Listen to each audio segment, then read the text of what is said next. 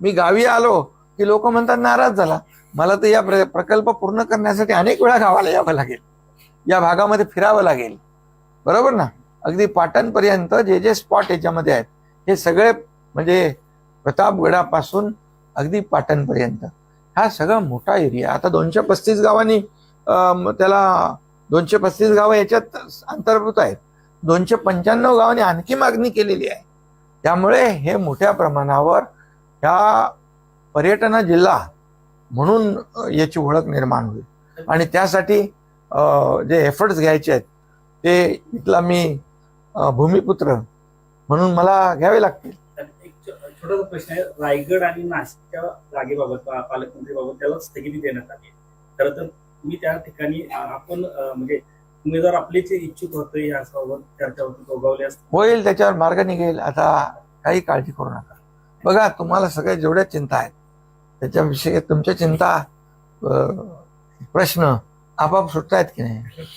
काल तुमच्याकडे अडचण होती या 2 ह्याच्याबद्दल, तर त्याच्यामध्ये आणखी आज तुम्हीच म्हणता ना स्थगिती दिली, त्यामुळे त्याच्यावर निर्णय होईल. तुम्ही गावी आले का प्रश्न सुटतात असं म्हणाल. गावी मला इथे बघा एवढा लाखो लोकांना, शेवटी बघा माझी जबाबदारी काय. माझा एकच उद्देश आहे, या भागाचा कायापालट करणे, संपूर्ण विकास करणे. महाराष्ट्रामध्ये तर अनेक अशी जे जे पर्यटनाला चालना देणारी, वाव देणारी ठिकाणं आहेत त्यांना तर डेव्हलप करणारच.